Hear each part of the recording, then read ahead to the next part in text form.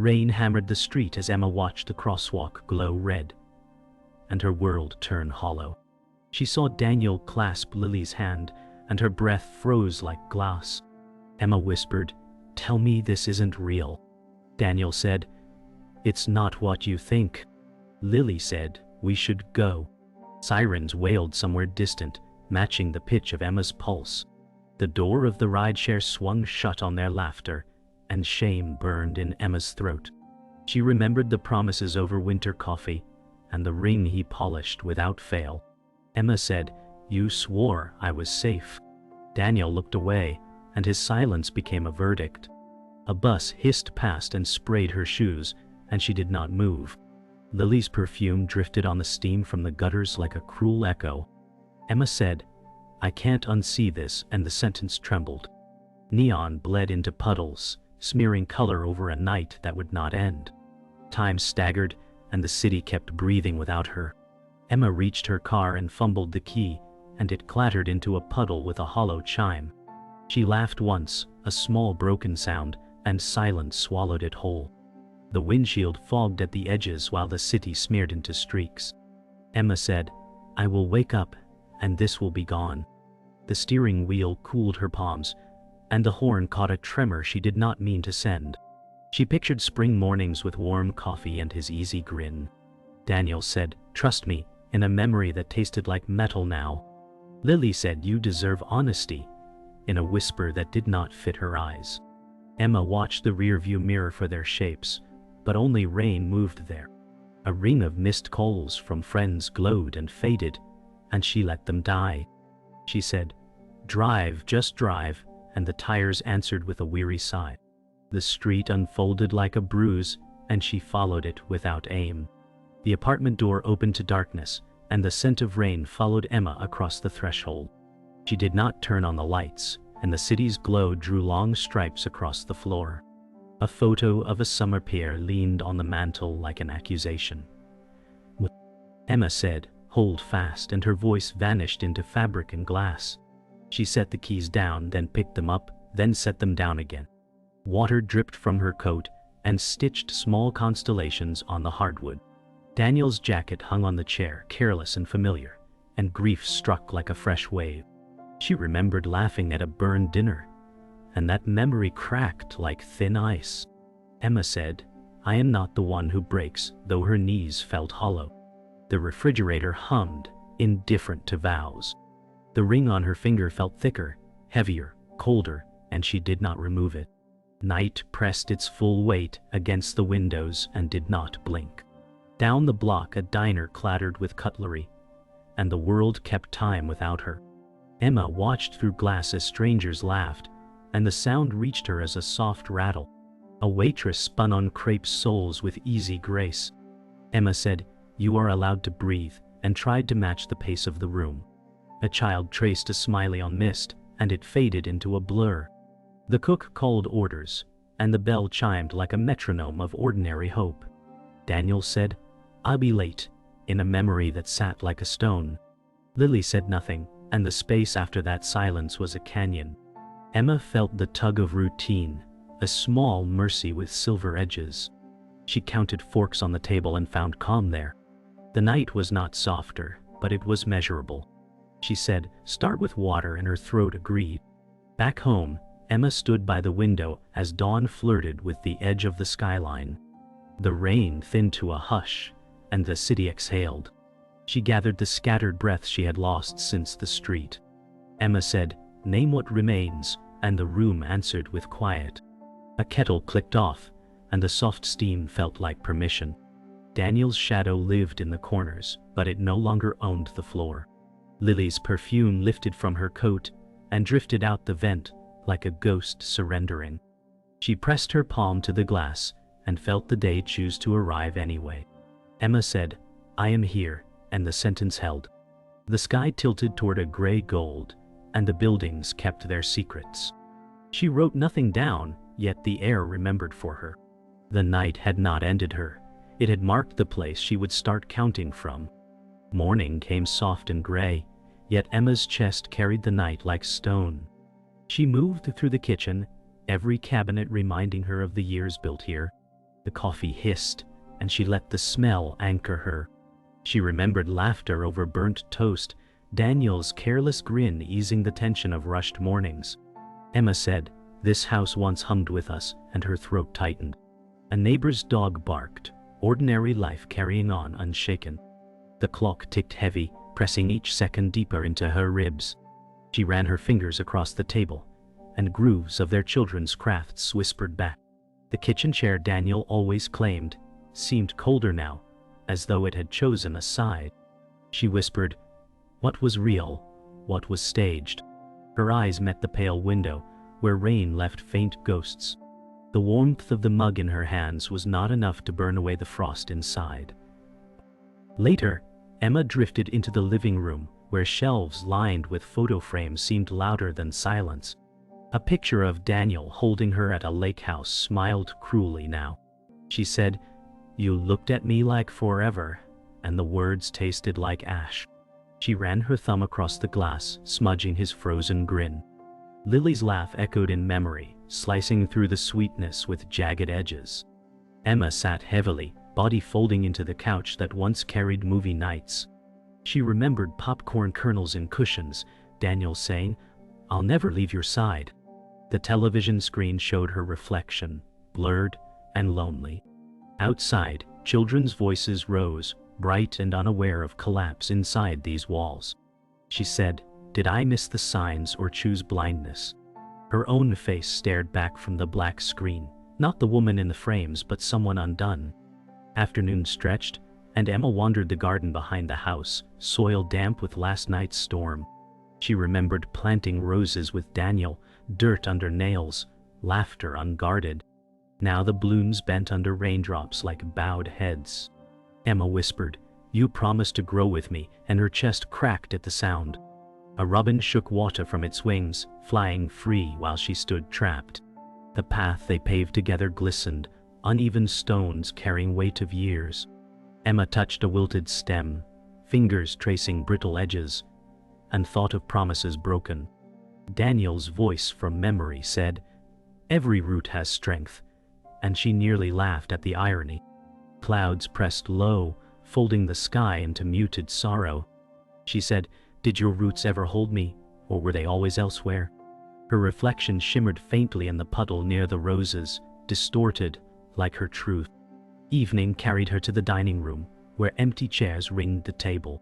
The scent of wood polish lingered, sharp against the absence of voices. She laid one plate out, instinct heavy in her hand.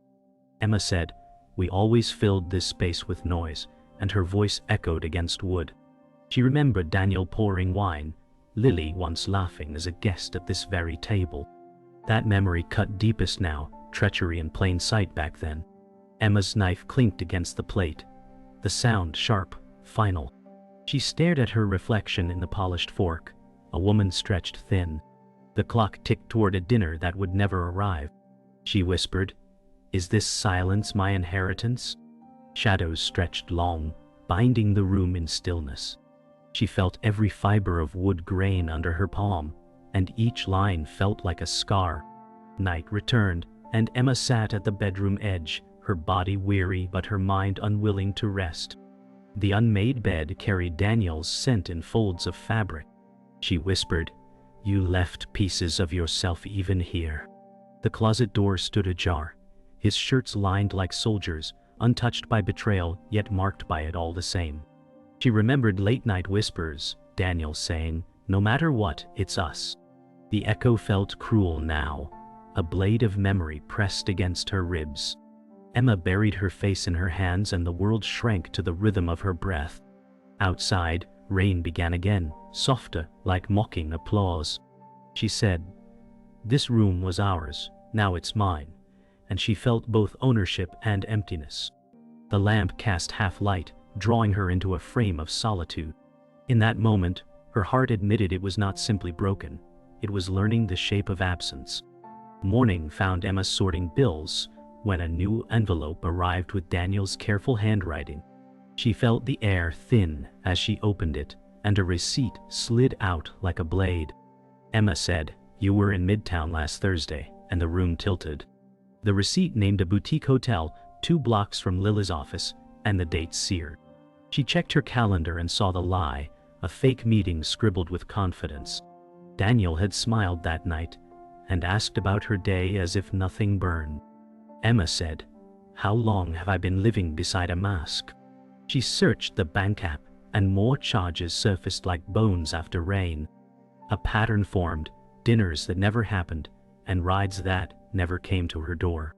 Neat columns stacked betrayal into logic, which hurt worse than chaos. Emma said, "You left crumbs because you believed I would never look." The kettle whistled, shrill as a warning she had ignored for months. Emma called Daniel at lunch and heard the practiced calm in his voice. Daniel said, "Let's talk tonight," and the pause behind it was too clean.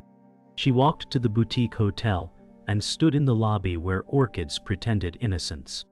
Emma said, "Were you here with her?" And the question sat like lead. The receptionist smiled and asked if she needed a room, ordinary mercy missing the bruise. Emma studied the carpet, its perfect pattern hiding every spill.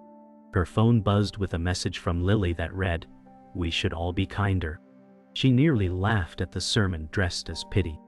Emma said, "Kindness is not anesthesia for knives." She turned and saw her reflection in the elevator doors, a woman learning to stop apologizing. Outside, the city roared, and the truth felt less like a storm and more like a map. Back home, Emma searched the drawer Daniel called boring and found a second phone. It blinked awake with a code that matched their anniversary, sweet turned sick. Emma said, "You hide in the date that built us." Threads of messages unfolded, each one tidy, fearless. Lily wrote about weekends and secrets, and the thrill of being chosen. Daniel wrote about guilt, and then scheduled it for later, like laundry. Emma said, "You kept 2 lives like 2 calendars." Photos arrived, hotel glass and city dusk, the kind of light they once saved for anniversaries. Her hands trembled, then steadied, then trembled again. The couch sagged with the weight of names that were no longer safe. She copied the evidence to her laptop, not as revenge but as witness. Emma said, "The truth will not leave me again." The room felt colder, but at least it was honest. Evening draped the kitchen when Daniel walked in with that careful half-smile. Daniel said, "Rough day," and set his keys down like he still owned the surface. Emma placed the printed messages between them and watched his face empty. He reached for surprise and then for anger, a toolbox he knew well. Daniel said, "You misunderstood," and the script tried to start. Emma said, "Show me where I misread timestamps and rooms." The refrigerator hummed like a metronome marking false notes. He paced, shoulders tight, and reached for old tenderness that had no address here. Daniel said, "I made mistakes," and the word shrank beside what he built. She did not cry, because the evidence had already wept for her. Emma said, "I am not your editor for lies," and the sentence stood straight. Silence settled, heavy as a door finally closing. Night deepened, and Daniel shifted from denial to pleading with polished speed. Daniel said, "It's over with Lily," and the words tried to purchase time. Emma held the timeline like a compass he could not steal. She remembered the red umbrella and the way guilt makes people graceful at lying. Lily called, and the name glowed on his screen like a flare. Emma said, "Answer it," and he froze in an old habit of choosing. The phone stopped ringing, and the room heard everything it needed. Daniel said, "I can fix this," and she watched promises limp to the floor. She gathered her copies and placed them in a folder marked clean. Emma said, "There will be terms, and they will not be yours." The house felt different, as if windows had opened to a colder, truer sky. She turned away, steady, knowing the next step would demand a new spine. Emma's phone rang deep into the night, the screen flashing with a number she had not seen in years. Her mother's voice cracked through the static, brittle but urgent. Her mother said, "There are truths I never told you." Emma sat straighter, the words slicing through exhaustion. Her mother said, "Your father was not the man you thought he was." Emma whispered, "What are you saying?"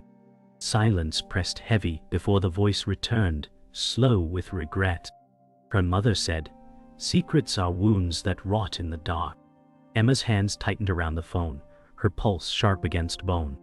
The betrayal she faced in her marriage now echoed in blood.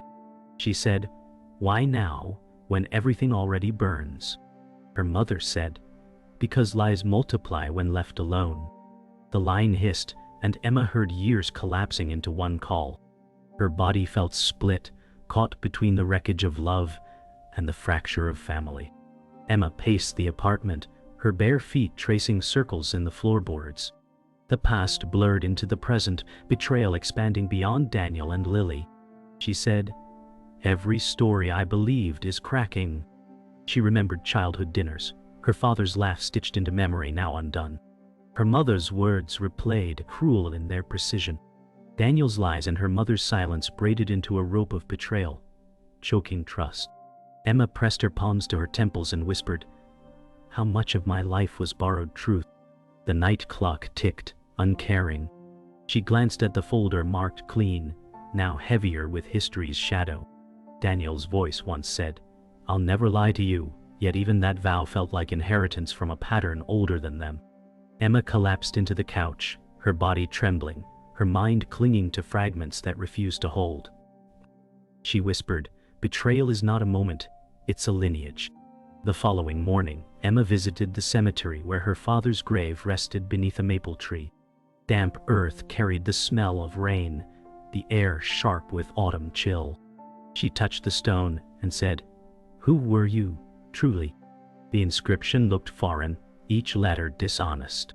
Birds scattered overhead as though unwilling to witness her grief. She recalled nights he kissed her forehead, promises of protection that now cracked like brittle glass. She whispered, "You taught me trust with hands that weren't clean." A child nearby released a balloon, and Emma's eyes followed it upward, disappearing into indifferent clouds. She pressed her palm against the cold granite, grounding herself against the spin of memory. Daniel's betrayal was now joined by a deeper wound, one carved in silence years ago. Emma said, "I will not inherit your secrets," and her voice carried steadier than she felt. Emma later met her friend Sarah, who listened with quiet eyes that weighed both pain and loyalty. Sarah said, "Your heart is carrying too many graves."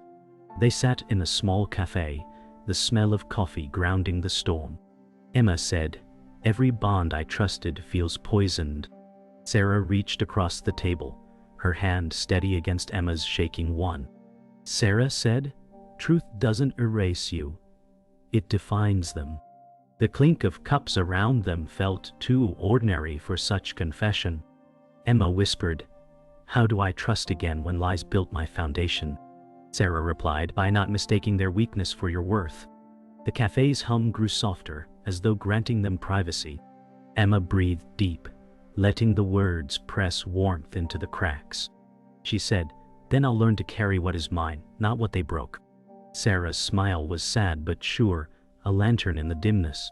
That night, Emma returned home, carrying Sarah's words like fragile armor. She stood in front of Daniel, folder in hand, voice steady. Emma said, "Betrayal is not just yours anymore. It runs deeper, but I won't drown with it." Daniel tried to reach her, but she stepped back. His face twisted between guilt and self-preservation, words clawing at the air. Daniel said, "We can rebuild," but the phrase cracked under its own weight. Emma said, "I will not rebuild ruins with the architect who designed them." The silence was jagged, thick as glass shattering. Outside, the storm began again, rain lashing against the windows as though echoing her verdict. She turned away from him, no longer collapsing but walking upright into her own decision. Emma whispered, "The truth hurts less than pretending." The storm howled, but for the first time she did not feel alone inside it. Morning cracked open like glass, and Emma laid out her terms on a single sheet. She read them aloud to steady the air. Emma said, "No more shared accounts, and no secret devices." The words felt like scaffolding in a windstorm. She added boundaries for calls and space to breathe without performance. Emma said, "If you stay, it is with truth audited daily." The kettle clicked and the small sound blessed her resolve. She remembered the maple at the cemetery and refused the inheritance of silence. Daniel texted that he was coming home early to talk.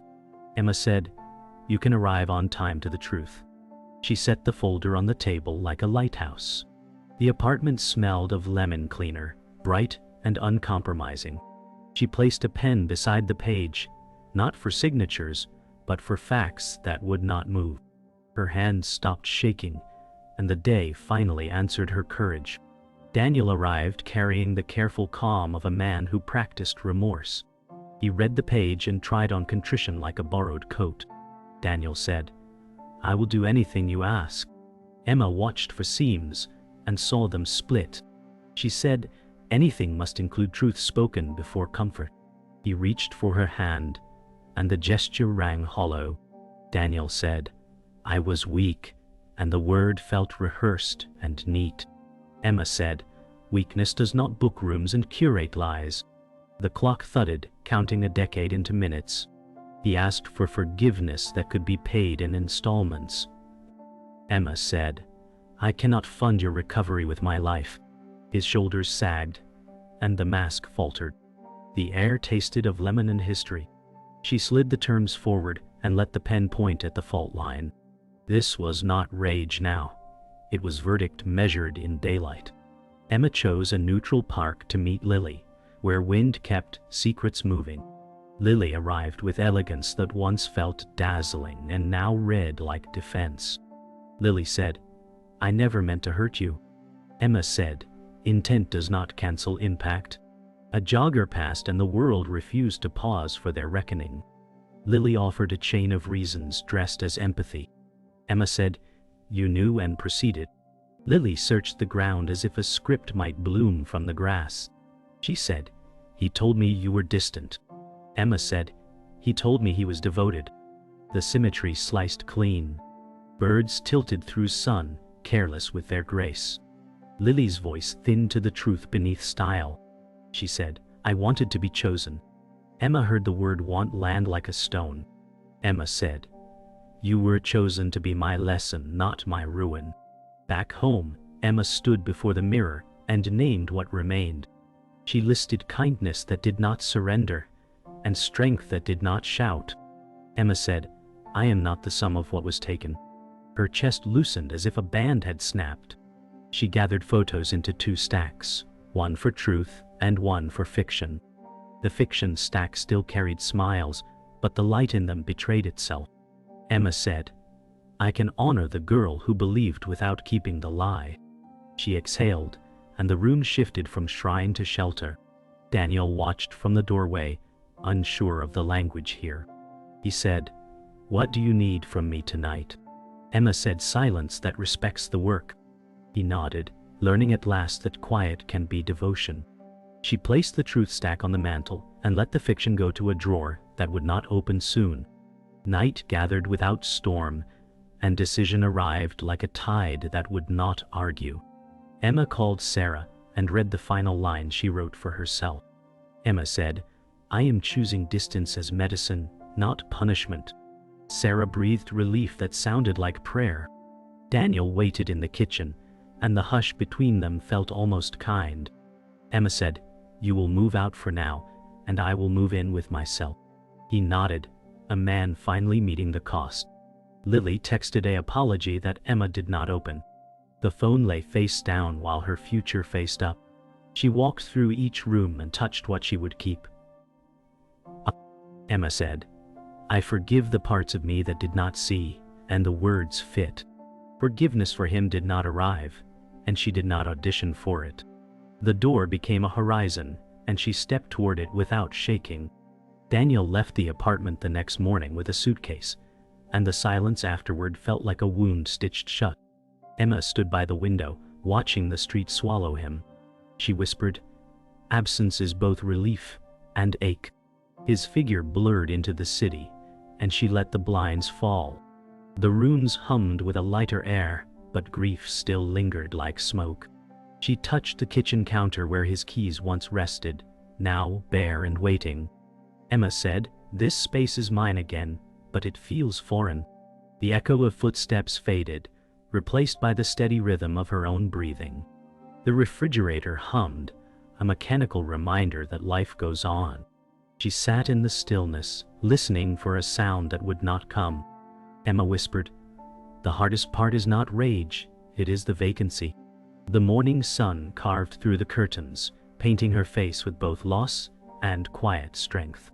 Emma walked with Sarah through the park that afternoon, her voice steady, though her heart trembled. Emma said, "He's gone, and now I must learn myself again." Sarah nodded, her arm brushing Emma's in quiet support.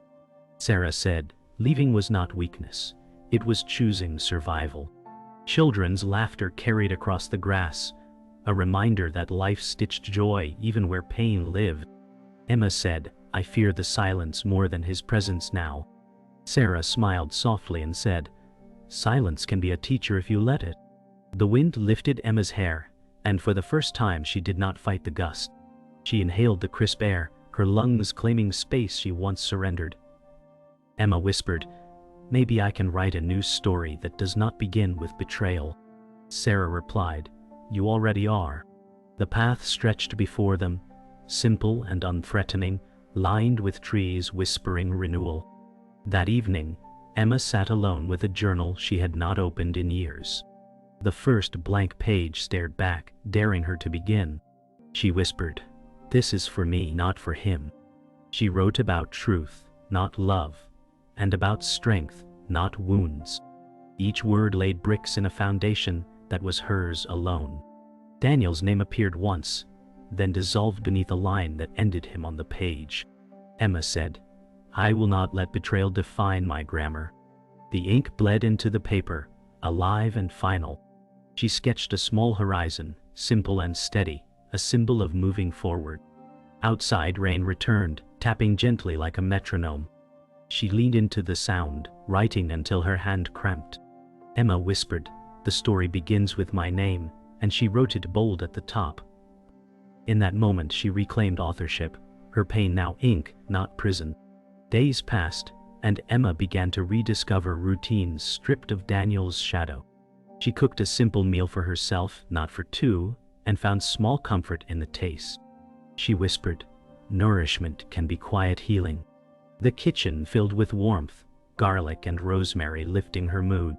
She ate at the table alone, but without the ache that once hollowed the seat beside her. Emma said, "This is not loneliness, this is reclaiming." She washed the dishes with steady hands, water warm against her skin. She played music low, a song she once avoided because it reminded her of promises. Tonight, it belonged only to her. She danced in small steps, a smile breaking where tears once lived. Emma whispered, "I am still here," and the words no longer shook. The evening closed gently, the apartment not as empty but as her sanctuary. On Sunday morning, Emma walked to the shoreline where waves pressed endlessly against stone. The horizon stretched, wide and unbroken, a mirror of her breath. She said, "The sea does not need permission to continue, neither do I." She watched gulls wheel overhead, their cries sharp and free. Emma let the salt wind sting her face, welcoming the pain as proof she could still feel. She remembered nights where she clung to Daniel's promises like driftwood and let them go into the tide. She whispered, "I am not abandoned, I am released." The water shimmered silver beneath the rising sun. She stood firm on the rocks, coat wrapped tight but posture straight. Her shadow stretched long into the surf, not broken, only whole. She said, "This chapter ends with me alive." The waves answered, crashing steady, riding her courage into their rhythm. Dawn thinned the night, and Emma folded a letter she had written to the version of herself that kept faith past breaking. She said, "You did not fail." The room felt less like wreckage and more like ground. She poured tea and let the steam rise like a vow. Daniel's key lay on the table, dull and unneeded. Emma said, "I release what will not hold." She placed the letter in a box marked "Begin" and closed the lid with calm hands. A sparrow tapped the glass, and she smiled at the audacity of small life. She typed a message to Sarah that read, "I am intact," and sent it without trembling. Her phone lit with nothing more, and the silence did not accuse her. She breathed in the simple air of a day that had space for her name. Emma met Daniel outside the courthouse where glass climbed toward a pale sky. He tried to smile, and could not finish it. Daniel said, "Can we talk without history drowning us?" She nodded, steady as stone by the steps. Emma said, "We will speak clearly, and then be done." Papers rustled between them like brittle leaves. He searched her face for the harbor he once owned. Daniel said, "I did love you." She answered, "I believe you, and that is not a rescue." The clerk called numbers, and time moved within different order. She handed him a list that was more mercy than he deserved. Emma said, "I keep my name, my home, and my horizon." He bowed his head as if at a service for a life that ended. On the walk back, Emma paused by a bookstore where Lily stood inside, hands on a display she pretended to study. Their eyes met through the window, and neither looked away first. Lily stepped out with careful breath and said, "I am sorry." Emma said, "I do not hold your future, only my boundary." Wind tugged at Lily's scarf, as if urging movement. She nodded, the gesture small and real. Lily said, "I will not write again." Emma said, "Let that be your cleanest line." A bus exhaled, and the moment thinned without ceremony. They parted not as rivals, but as ends of a story that would not repeat. Emma kept walking, lighter for choosing not to carry what was not hers. Evening found Emma on the rooftop garden, sky rinsed in apricots and blue. She watered a new plant and watched droplets glass the leaves. She said, "Growth is quiet and stubborn." She set the pot where light would find it tomorrow. Sarah texted a heart and a line that read, "Proud of you." Emma smiled and answered, "I am learning steadiness." Streetlights blinked awake as if in agreement. She gathered her hair with a tie and let the wind test her balance. She said, "Pain taught me edges, but I will live in the center." A plane stitched a silver seam across the dusk, and she did not wish to be elsewhere. The night arrived without threat. Back inside, Emma picked up her phone and called Sarah to hear a human answer to victory. The ring climbed and fell, and voicemail took its place. She said, "I wanted to say I made it through the fire." Her voice did not break. She ended the call and let the quiet settle like a quilt. She looked at the box labeled "Begin" and the key beside it and understood that some endings are doors, not walls. Emma said, "I am alone, not abandoned." The room breathed with her, steady and sure. She turned off the lamp and left the window open to honest night. In the dark, she smiled like someone who knows her own custody.